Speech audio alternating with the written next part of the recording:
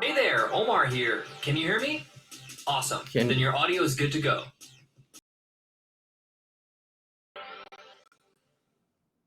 Should be able to hear me. Okay, perfect. Thank you, Nada. I appreciate you giving me the heads up that the sound is now working.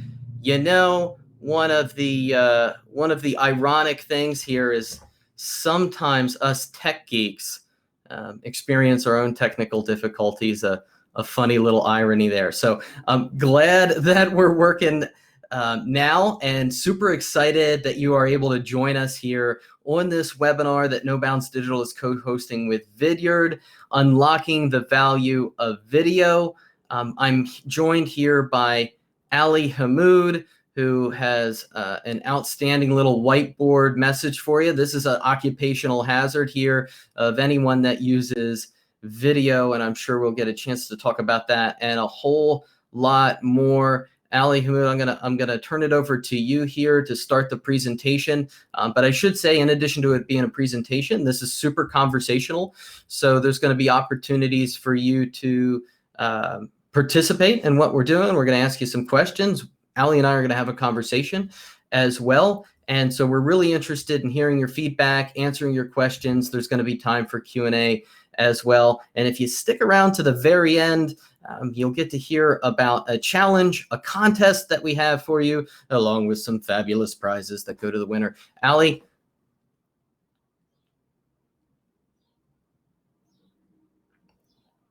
And it turns out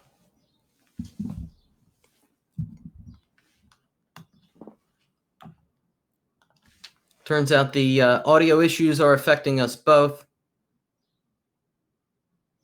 Oh, man. There we are. Can you hear me? 2 for 2. We can hear you now. Perfect. Awesome. It's a pleasure to meet everybody here. Technical difficulties are the best, aren't they? Yeah, I guess to start off, absolutely. We will be jumping into this conversation, talking a little bit about Vidyard, a little bit about video, and kind of just having a conversation about what this hype is about and how it could affect some of your business outcomes. I love the challenge at the end, so definitely stick around. And also, I wanted to mention the chat bar is a perfect place for you to definitely ask questions. I'm willing to answer questions, throughout the presentation, even at the end, especially if I have stuff within my presentation that pertains to those questions in particular. Just to start to get us going, put in the chat if you've ever downloaded our free tool, or if you're currently using some sort of a video tool for, let's say, video creation. If you have, put it in the chat. Would love to hear if anyone here has been using it.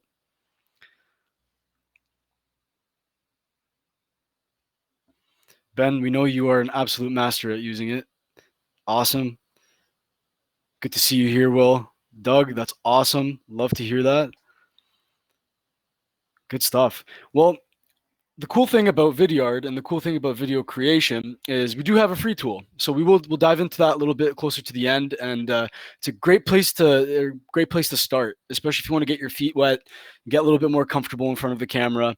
Nonetheless, get some great responses and replies from the people you sent videos to. Remember when I first started out at Vidyard, the first thing I did is I sent videos out to my family, sent one out to my dad, and he's just like, "What are you doing?" I'm like, "This is my job. I get to do this all day, baby." So anyways, let's get right down to it. So I guess unlocking the value of video is what we're trying to help you understand today, and really understanding the power of this communication method and what it could really mean for your business as a comprehensive tool. So we'll jump right in. Just a short introduction of myself. You're probably wondering, who is this guy working at Vidyard? My name is Ali Hamoud. I'm a partner manager here at Vidyard, where I meet with people like Ben all the time to talk about his customers and what he's seeing in the market and in regards to people that want to be enabled with video but haven't taken that first step. So I help them have those conversations and make sure people get the education they need. Before that, in a past life, I was in sales my entire life, actually. And with Vidyard, when I first started, I was in business development. So I was really down in the trenches, doing sales work as a business development representative, trying to gain the attention of people in the marketplace. There's tons of ways of reaching out to people, but primarily what I did was I sent out videos, I sent out emails, I did cold calling and social selling. which were I'd say, and just a quick tip for you that haven't really taken a deeper dive into social selling. I'd say about 75% of my entire pipeline was based off of social selling. LinkedIn is a tool that is super underutilized, and that's we'll talk a little bit about that later as well. When I say myself as a video aficionado, I believe in this stuff. This is a means of communicating.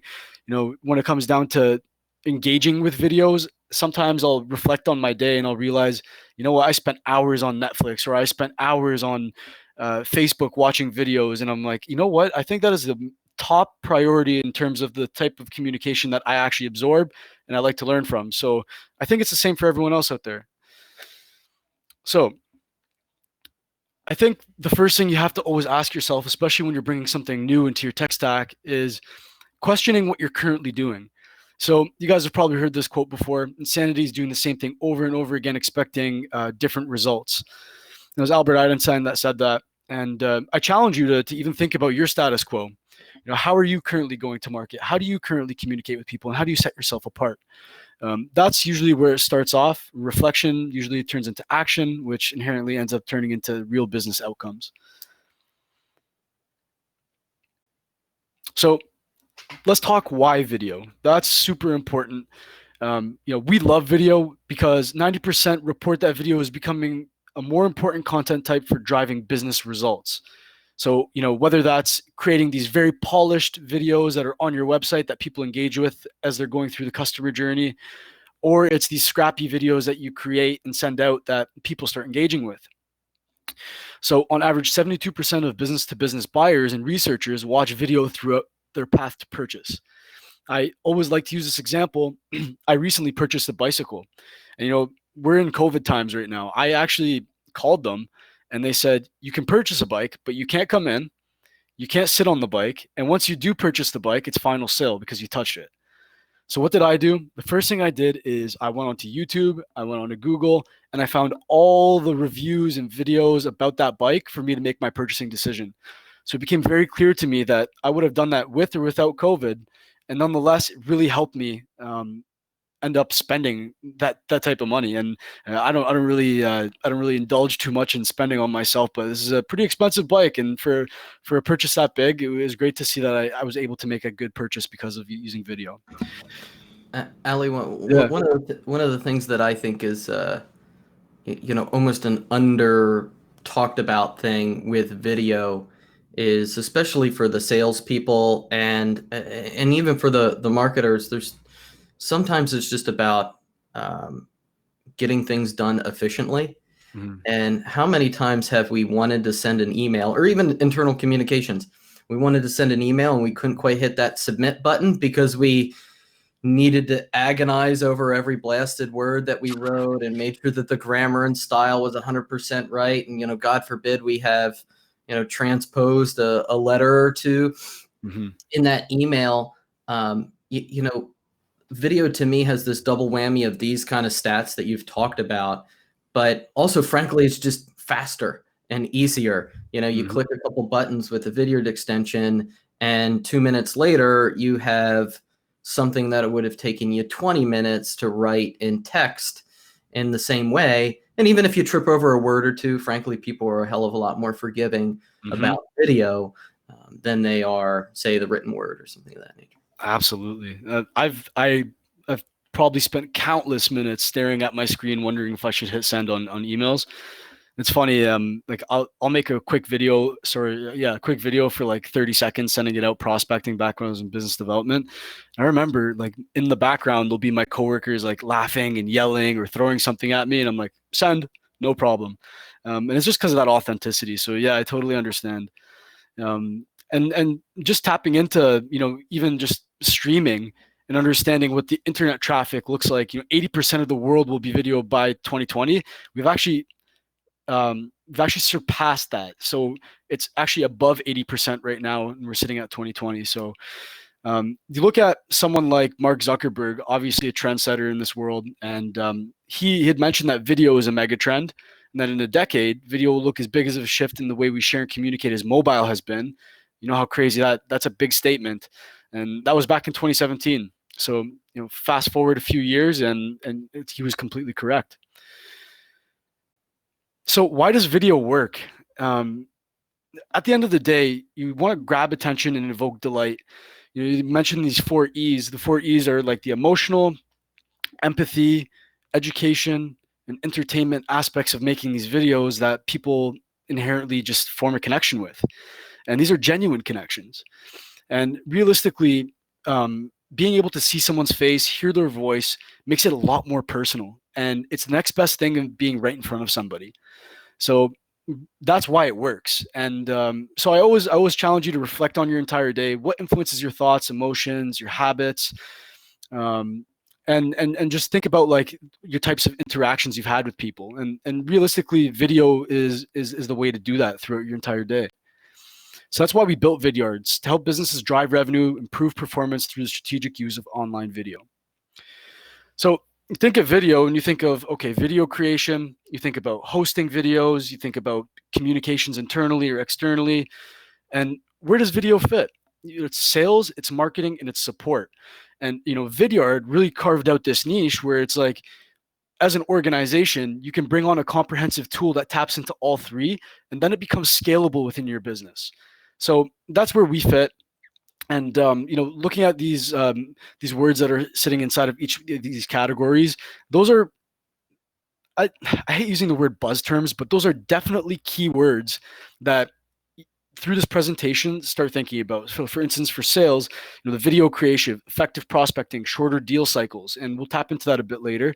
For marketing, it's demand generation, lead scoring, and knowing your audience. And for support, it's shortening your ticket times, your customer experience, and your adoption / renewals of new business and customers.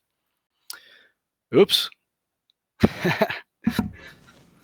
While you're bringing your presentation back, Yep.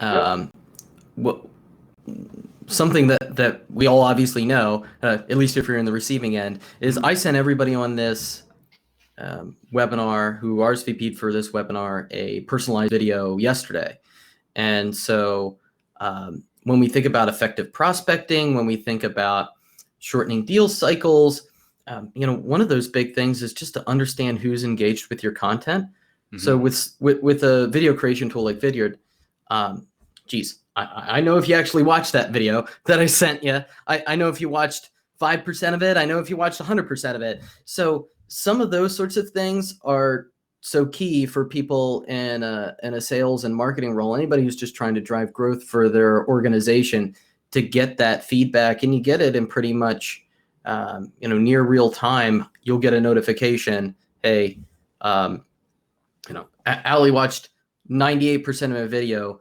That's somebody that I want to be thinking about more, and maybe a little bit more aggressive in my outreach than somebody who didn't even bother to click on the video, or clicked on the video and watched it for 5 seconds, and so on and so forth. So it really drives these kind of micro decisions for growth teams. Yeah, buying intent is huge. Being able to gauge out exactly how much somebody cares about your message. And I used to say myself when I would send out videos, and this was just an action, like an immediate knee-jerk reaction. As soon as in real time I were to get somebody to watch my video, whether it was 1% or it was 100%, I would call them right away. So they clicked on my video, they watched my video, and whether they were involved or engaged or not, they know who I am. So when I call, it's not out of the blue. And the reactions you get from people when you call them right after they watch your video are typically pretty good. They're like, yeah, you know what? I just watched your video, and guess what? I'm not interested. Or they'll be like, you know what? This was awesome. Yes, I would love to have a conversation. This was a great video. This was very informative. But nonetheless, your time is super valuable as a BDR. So that's huge. But for the video-enabled sales team, so we'll tap into sales, and this is a perfect segue. When you talk a little bit about sales, as sales executives, as sales reps, whether you're an SDR, a BDR, an AE, or even anyone post-sales, we keep doing more of the same. It's like text, emails, phone calls, social messages, which are effective. Don't get me wrong. However, everyone is doing the exact same thing. So there's too much noise and too many distractions. If I were to open up my email right now and you were to see what my inbox looks like, you'd be like, do you ever check your emails? And to be honest with you, other than about a 2-second overview or quick skim of an email that I get from somebody, I actually don't really engage too much with all these emails. They all look the same. They're cold and impersonal. Most of the time, you get one of these videos, and unless you know who it's coming from, you do not care to watch it or look at it. So it's not engaging. And information consumption has changed. So you want to be disruptive of that pattern. You want to do something different to really stand out, especially if you're out there, as a sales warrior, trying to make your quota, trying to hit targets, and inherently trying to affect your organization's pipeline and revenue. So this is what a typical email looks like, especially like post having a meeting. I remember when I used to write summaries for after a meeting, it would be this big. I'd send it over. I wouldn't even know what they cared about. After, did they read my email? Did they send it off? I didn't know any of that stuff. And basically what we're trying to do is we're trying to shorten it. So instead of having this massive, text email, it would be a block with a video inside of it with 1 to 3 key sentences. So the person reads them, but the bulk of the message sits inside of the video. So it's a lot cleaner and easier to retain that information. So this is how you get people's attention and you hold it. You interact with them through video. So for video for sales with Vidyard, you can create custom video messages, connect with customers and prospects, and track each and every view, just like you had mentioned, Ben. And who's better to talk about this than you, Ben? You've had some immaculate wins when it comes down to the video creation tool, and especially with social selling too. You also use it in LinkedIn, don't you? Yeah, that's right. So I use it on LinkedIn in both a marketing and sales context.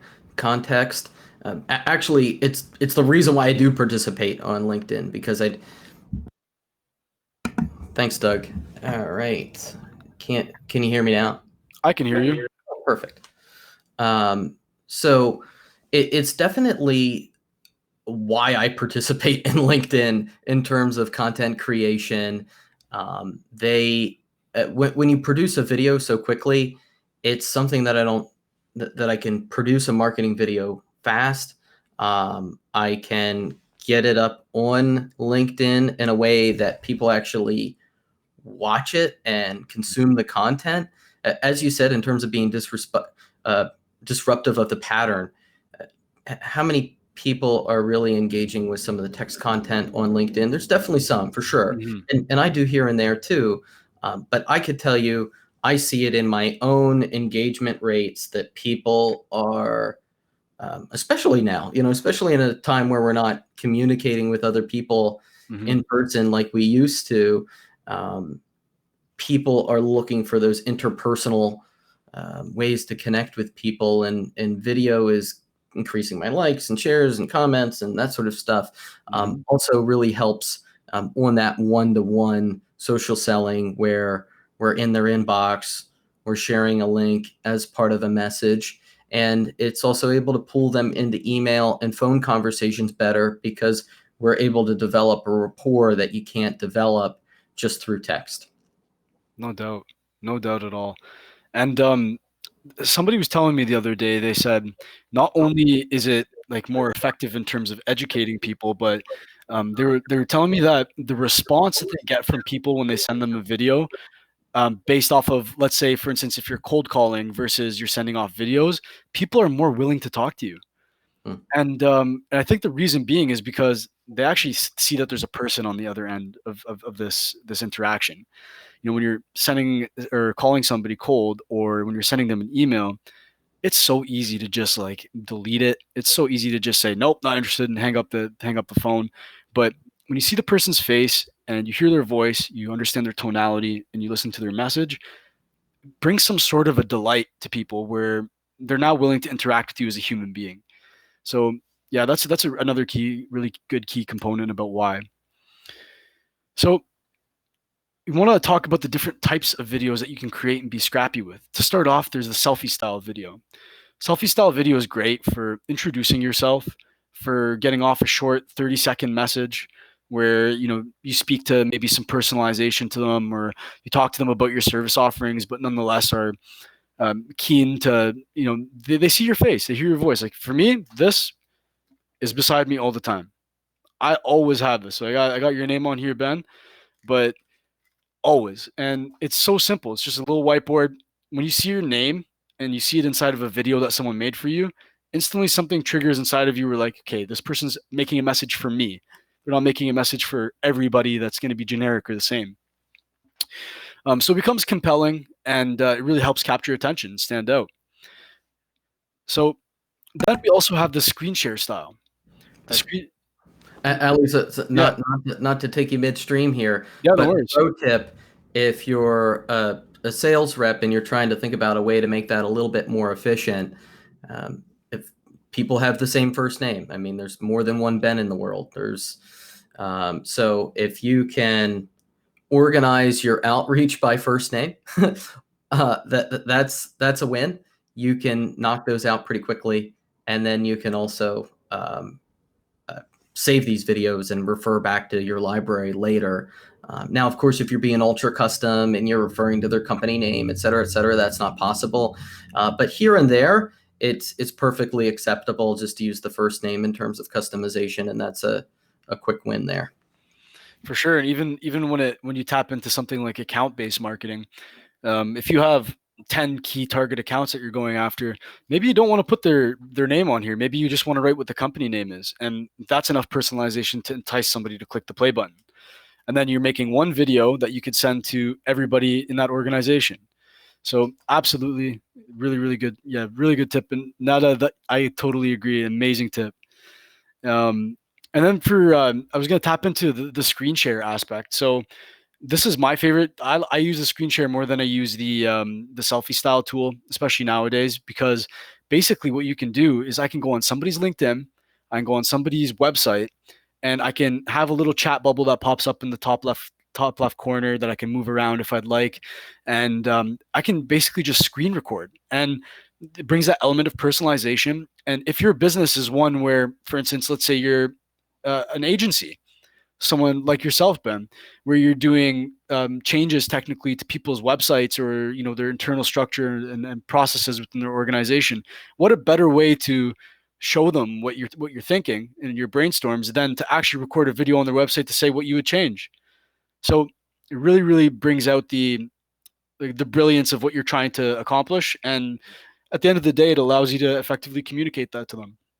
Now, also with screen shares, and Ben, I'm not sure if you've taken advantage of doing this yet, but with proposals and with knowledge transfers.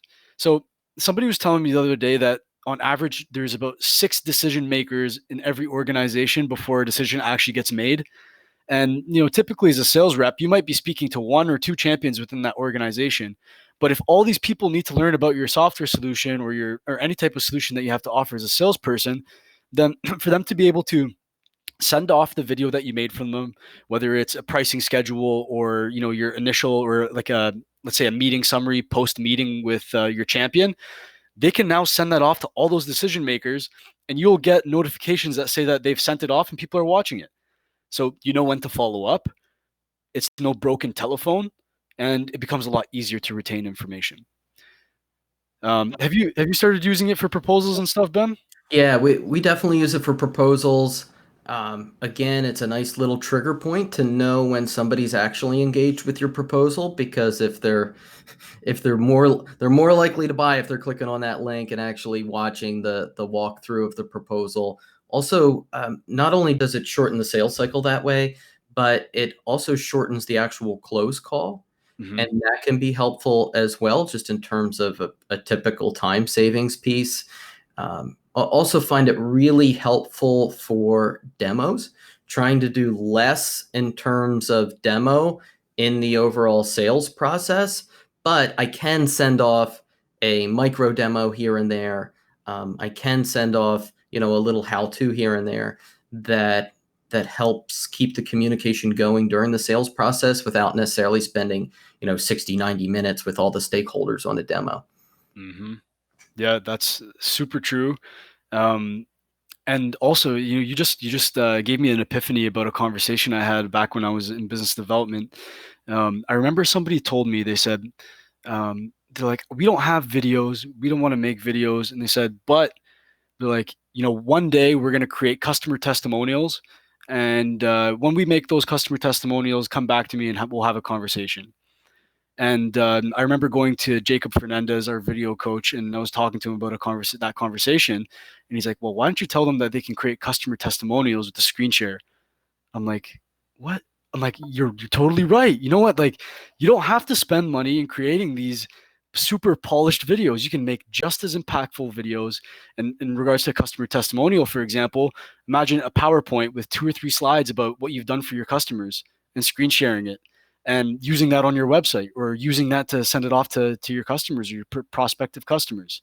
So it blew my mind, where it's like, people are usually waiting for perfection. However, the scrappiness and being able to piece things together just because of the video creation tool enables you to make that move a lot faster. Nothing related to growing our businesses or serving our customers, but one little, as a normal human, tip with the screen share. I love using this for when I have customer service needs.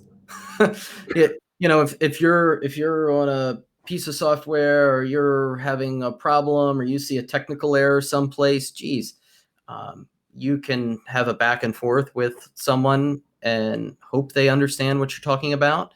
Or you can just take a little screen share and send it off to, I had a technical issue with HubSpot the other day. I shot a little video, 30 seconds. I sent it over to their support team. They could look at it, see exactly what the issue is. And so instead of, beating your head against a wall with customer service, you actually shortcut that whole process as a consumer. And then on the other hand, too, if you're responsible for customer success at your organization, you can utilize video just the same to close tickets faster. I got a question for you, Ben, and anyone else in the chat that wants to chime in on this, for the ones that have used Vidyard. But in terms of building the habit of creating videos instead of defaulting to writing an email, how long did it take you to just start saying video instead of saying email or call?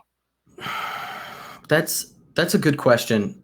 And sometimes you do fall into that trap, but where you're not creating a video and you should, but you end up realizing it after a period of time. I would say it probably took me a couple weeks to really get into the groove of this is what I do by default. But even now, I'll find myself writing an email and then, I deleted this sentence. And then I'm thinking, how do I actually communicate this? And so you start going down that road and realizing, hey, I just need to create a video here, and it's going to simplify this process a whole heck of a lot more. For sure. And I always tell everybody, I say, video is not a be-all, end-all means of communicating. It is perfect supplement to calling and emailing. And a lot of people think like, I could use video for everything, and you totally can. But I think like with supplementing calls and emails, it just creates a perfect trifecta of communications. Everything has its purpose. So there's this theory of using pre-existing content. I would say in my entire life working at different organizations in sales, I never utilized video content that marketing ever created. And it took me about a year, like I'd say about 6 months ago, to start really talking to people to understand how much companies are spending on creating some of this pre-existing content or this polished video productions. And I came to this realization that I think the reason why salespeople don't use pre-existing content made by marketing is because it's such a workaround. For me to go onto YouTube, our YouTube channel where all the videos are hosted, find the exact video I want to send, and then put that URL inside of an email and then send it, it's such a detour and takes a lot out of my day. So at the end of the day, I just said, you know what, I could probably do without it. But there's this notion of being able to consolidate all your videos into our software, that not only can you create the videos, but have all the videos that marketing's made, have all of your videos all housed in one place for you to easily distribute it.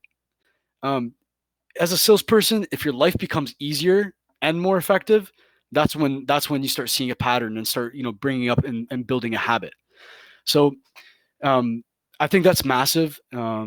Using a lot of your pre-existing content and stuff that marketing is buried deep in, that they have sitting on their desktop, that they've never even sent off to some of their salespeople, is a great way to really blur the lines and start utilizing and justifying a return of investment on those video productions. In a related note too, something that I would suggest for the marketers, on this webinar is jump into your content analytics, see what your highest impression pages are, take a look at that content and see where you could add a video, either with a tip that you didn't include in your initial content creation or just expounding upon the content that's there.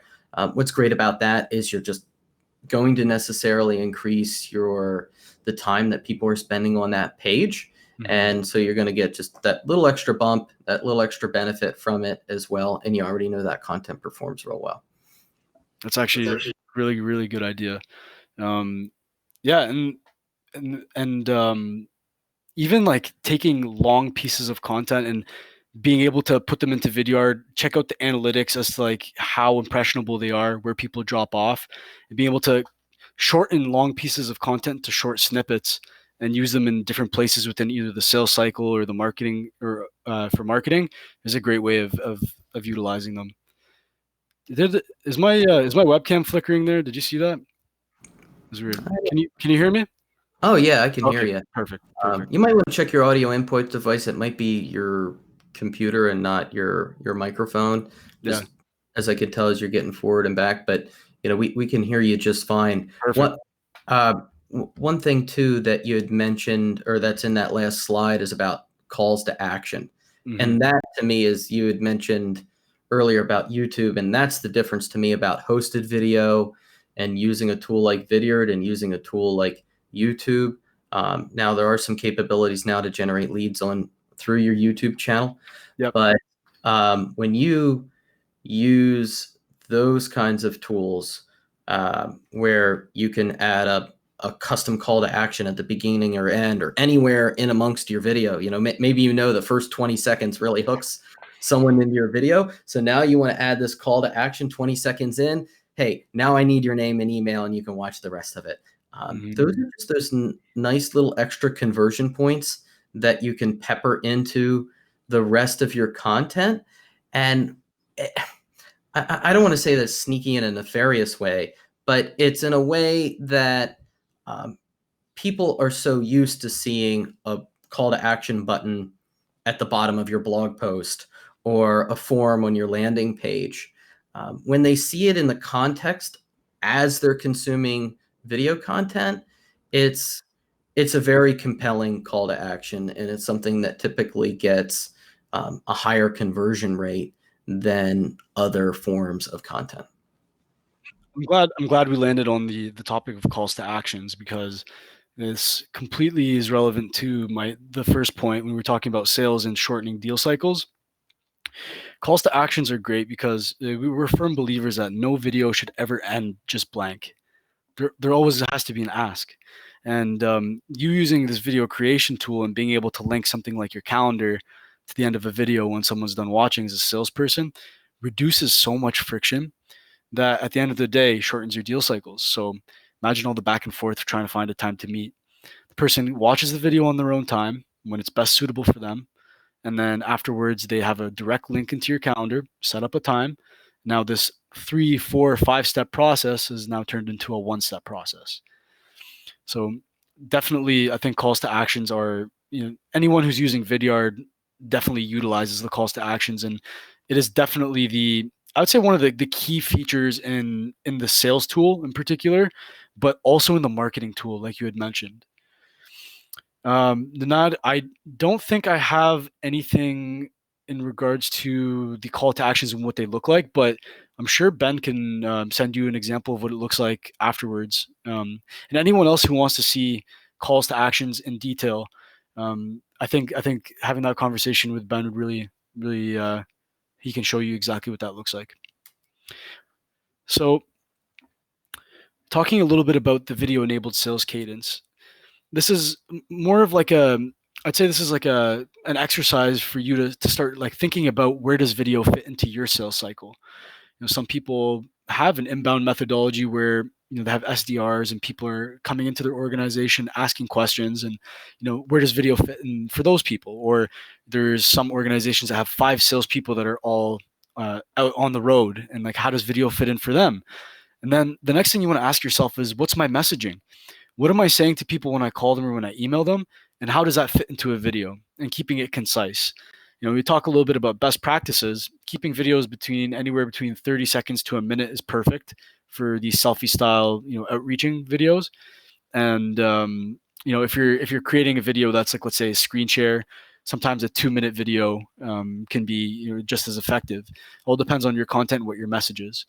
And you start asking yourself, how do I produce great videos? So like, what do I need?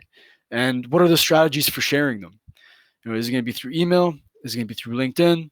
How else am I sharing this? And what channels am I going to try to go into to ultimately give me a return of investment or a business outcome that you're looking to accomplish? So all good questions to ask yourself. Let's talk a little bit about this dinky setup here. That is as complex as it gets. When you want to make videos with Vidyard, there's 4 key components, and it's lighting. Ben, you're notorious for that. Your lighting is always perfect. Your camera angle is always perfect. You're always sitting right in the middle. And usually your background is crystal clear, or your background has things that are enticing to, what you do. Whether it's a HubSpot award that you won that's sitting in the background, or, you got your whiteboard in the background, it all plays into effect in your videos. And then your microphone. I use one of these microphones. It's a little larger, but to get right down to the simple roots of making videos, all you need is your laptop camera and a mic. Really, that's all you need. And the rest of it is just best practices. Finding lighting that faces you, so the light shines on you, that you can see yourself a lot clearer in the camera angle, makes a big difference. Ben, in regards to your setup, what do you got going on? Because I think you have the most immaculate setups I've seen. Seriously, it's always so crystal clear. It's better than mine. I spent $200 for a Logitech webcam and Blue Yeti mic at Best Buy, and I bought a cheapy light tripod off of Amazon for like $15, which I put behind me, and so that light's over that way, and then I've got natural light coming in this way, which isn't necessarily the best way to do it, but so long as there's daylight and it isn't quite too overcast out, it works pretty well. My only feeling about tools is that it tends to be something that stops people from creating video, and it shouldn't. As I mentioned earlier, people are so forgiving when it comes to video. I would be a little bit more concerned about the audio than you are the actual visuals. That's a little bit tougher. If you're cutting in and out and it's hard to actually hear you, there's challenges there. But don't feel like you need to have the world's greatest setup to start creating video. You don't. It's going to iterate. You're gonna see some results from video, and then you're gonna think, ooh, I really do need to invest in more technical equipment, because here I'm seeing money coming in from this stuff. So what if I made it a little bit better, bigger, better, faster, harder? Maybe I'd grow a little bit more. So that is a key point here. But there's super simple consumer grade stuff that you can get from the corner store kind of deal, without dropping too much money, that you're going to have a pretty decent setup, and it's not difficult to actually put together here too. Absolutely. Yeah, and it's never been easier to create videos. So it's, I remember like when I first started at Vidyard, the first thing I thought was like, I'm making videos, I got to be super polished, and I'm gonna have this massive camera and stuff. And then when it came down to brass tacks, I was just sitting in my chair, just recording, just shooting away videos. And now that what you said, done is better than perfect, is super true. And that couldn't be said even better. That couldn't be said any better, especially when it comes down to making mistakes. Making mistakes brings a certain level of authenticity into making these videos. I remember like there's been times where I've literally stuttered to the point where like anybody would laugh at me. They'd be like, "What is wrong with you?" And I still sent it, and people still watched it and still booked the time with me. There's a margin for human error when it comes down to making these videos, and what matters most is the personalization. Absolutely, practice is also very super important. And like we were talking about earlier, Ben said that it took him about a couple of weeks to start, defaulting to video and getting used to it. After a couple of weeks, especially if you're saying the same thing, if you're using it for sales videos, you can do it and it becomes like you don't even like listen to yourself speaking. It becomes like so natural that that the practice actually makes perfect. It's good. So talking about being authentic and being creative, I'll give you guys this short example of this one gentleman who worked at he worked at a tech company, and he was trying for so long to get a meeting with somebody who worked at Buffalo Wild Wings. So he used our video creation tool. They're avid fans and avid users of Vidyard, and he's like, you know what? I'm going to Buffalo Wild Wing at lunch. He went there. He got their hottest spicy ghost pepper wing. He brought that wing back to his office, and you can see the person in the background there is laughing at him because you know what ensued? He ate that spicy wing, and he created that video, and he pitched his tech company on video with his mouth on fire. Video was about 2 minutes long. He sent it off, and not only did he get a meeting, but that video was shared across the entire organization. And he can tell the intent because obviously we have all of our data analytics that sit in the background that you can see as a user of Vidyard geographically, that it was sent all throughout the US, all different offices, and really he made his impression. He made his mark on the organization just from creating this one video. And it's not to say that you always have to be funny or you always have to be creative, but nonetheless, as you start making videos, this stuff pops up. Remember, I used to do some of the stupidest things to get attention. I remember I had these big glasses. They were like these big plastic ones. I would put them on my face and take them off, and I'd use our Giphy thumbnail so it got people's attention. You know, sometimes it worked and sometimes it didn't. I remember this one time I tried to write a joke here. That's when I first started, and I came to a realization that people aren't going to read an entire joke on a whiteboard. But, you know, you try different things, and realistically some work and some don't. But you live and you learn. And once you find your groove and you find that thing that definitely shines through, the amount of success you see, it's like, why didn't I start this sooner? So a little bit of a brainstorming activity. Try to think of yourself as a salesperson within an organization, or if you own your own company, what the first touch looks like with a customer, all the way down to qualifying that customer, or qualifying that person, or at least closing that deal, or even post sales. And start trying to think, where does video fit in the cadence? And like, how would you mix up your medium? So, you know, your first touch might be cold calling, and then your video might ensue afterwards. Hey, I couldn't reach you over the phone, but I decided to make you this video instead. Or it might be an email with your video in it right off the bat. And then what you do is you go onto LinkedIn and you accept, or you friend request that same person, and you send the video also through the separate channel. So you have two different channels with your video. There's definitely different methods of approaching it. There's not one correct way. It all depends on what's most effective for yourself. So I highly suggest that you think of this stuff for the rest of this presentation and then moving forward. And Ben's the right guy to speak to if you want to talk about different strategies, because he's been seeing a lot of great success. But here's a couple of different scenarios you can put yourself in regards to video. So obviously, as we'd mentioned before, the selfie intro style video, where you're trying to get people's attention or book a meeting. The second is a contact us request. How many times does somebody come to your organization trying to get their answers, or they'll send you a request, or let's say they go to your contact us page and they send a request. Anything that has to do with the inbound methodology. A great way to follow up with that is to actually have a human being send you a video talking about your request and then offering you to schedule a time with them. It's a great way. So the contact us request is great. Inbound lead follow-up is great. Meeting follow-ups, I'd mentioned knowledge transfer and tapping into the different decision makers and making sure there's no broken telephone. The meeting follow-up is my absolute favorite use of video because I've seen how effective it's been. Pre-conference, post-conference, how many times have you been to, let's say, an event and you get all these people's business cards, and you go home and you throw your business cards on the desk and you never look at them again, or you might cold call them? Instead of doing that, you can use the business card inside the video, show the business card, be like, look what I got. I got your business card at so-and-so event. Maybe this is a great opportunity for us to have a conversation. So, finding ways of personalizing, and then proposal, and then beyond. We find new use cases every single day of using video, and it's starting to get ridiculous because we can't market to all these use cases. But you have to think of video as a means of communication in the purest form. So anytime you communicate, you could probably make a video.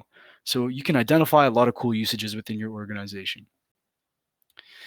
So that's for the sales side of things. And Ben, do you think there's anything that maybe I could have tapped into in regards to the sales tool? The only thing that I would say is maybe a strategic piece, and I'm thinking about automation and just being efficient as a salesperson. I think video is one of those things that you can marry with sales automation that makes a lot of sense. So maybe you have a text email template and you've got a sequence or cadence, whatever sales tool you use calls it, that sends 3, 4, 5 emails. Great. And now you make this personalized video, you pop that into 1 or 2 of those emails, and you've kind of gotten the best of both worlds here, where you've automated some of your sales outreach, but at the same time, you're providing a really great personalized experience for the people that you're trying to connect with. Absolutely. That actually brings up a really good point. Our tool flows so well into different technical or tech ecosystems that it becomes second nature to use video. For instance, we integrate with Outlook, we integrate with Gmail, we integrate with HubSpot seamlessly, and many more. Salesforce as well for reporting. And just like you said, being able to add these into automated cadences or being able to reach out with these videos and not have to be too hands-on in creating the videos is a great way of moving forward. And even for yourself, and I'm not sure how many people in this chat are HubSpot users, but I think it would be great if after this webinar, if you do have HubSpot, to message Ben with a video. I always suggest creating a video to communicate with Ben.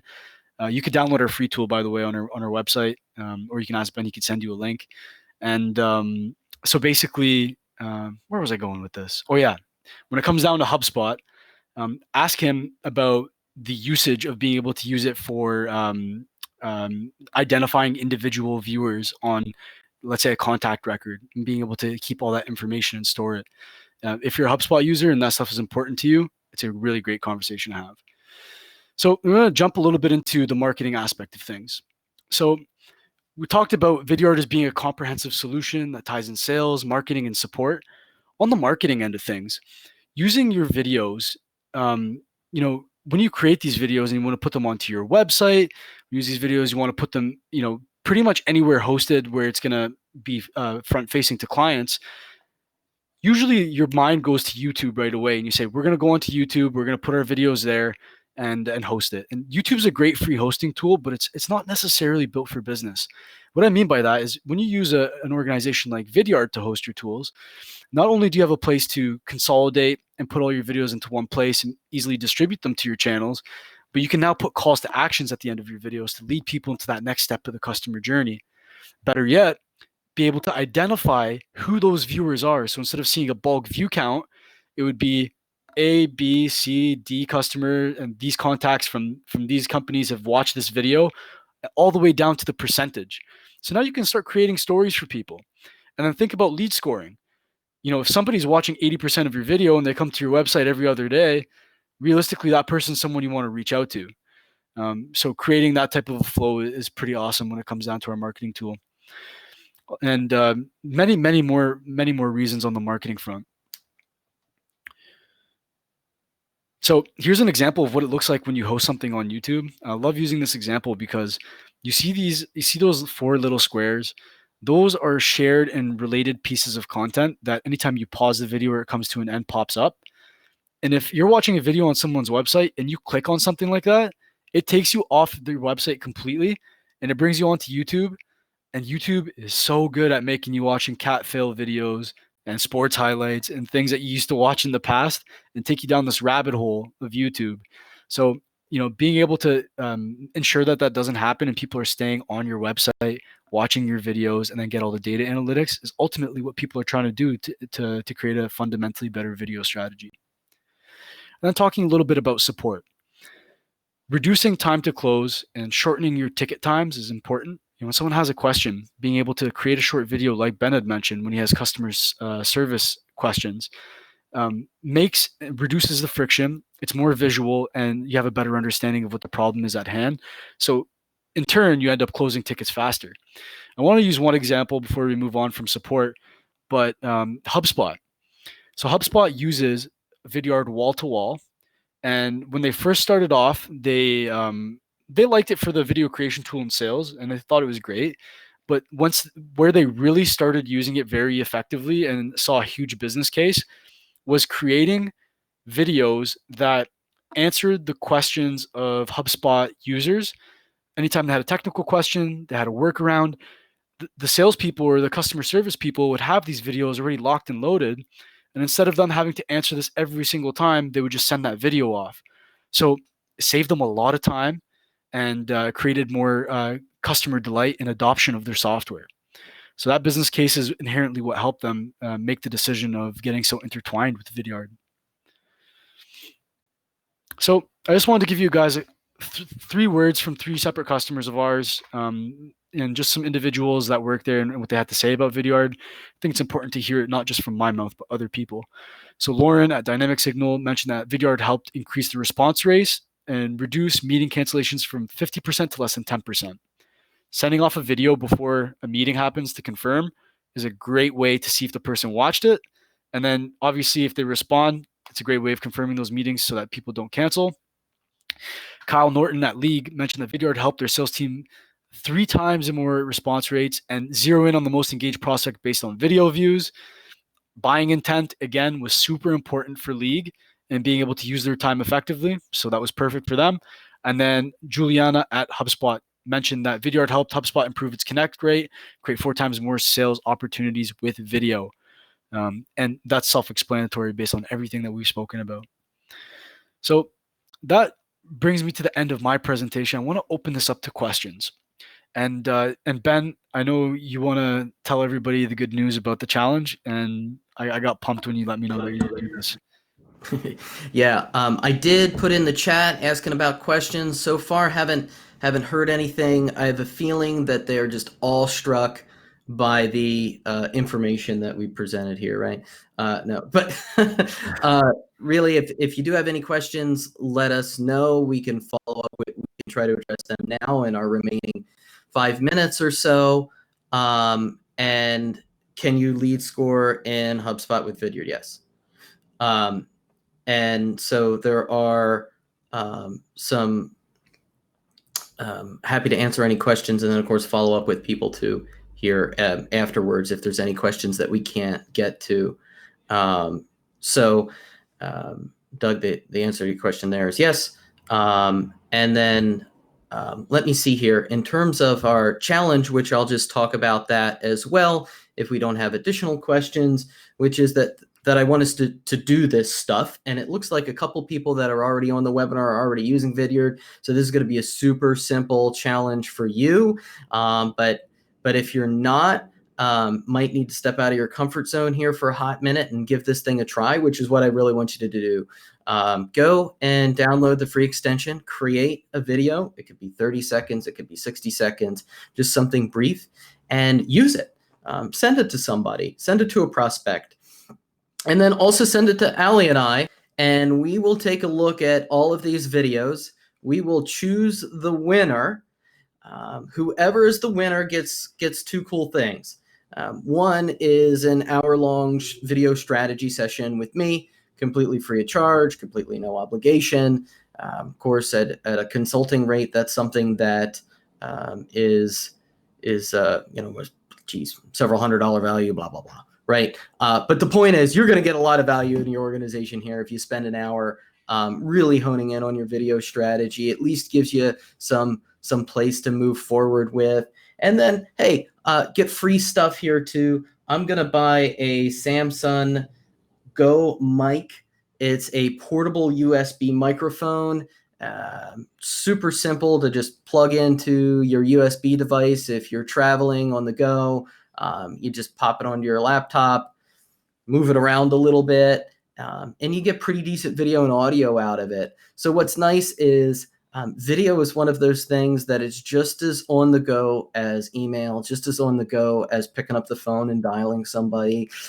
It's not something that you necessarily need that whiz-bang tech setup that we talked about earlier. This is a super simple device that's going to level up your capabilities of reaching out to folks on video while you're on the road or just with your laptop device if you're at a coffee shop, et cetera, et cetera. So that's the challenge. If you get that done by next Friday, let's say next Friday, send that to us, and then we'll take a look at our submissions, and we will reach out to whoever won this contest to get your fabulous prizes. So if you're a little bit sheepish, you're not sure that you're ready to take the dive, let this be motivation for you to give it a shot. Yep, and I just put the link to our free tool. So feel free to copy and paste that link.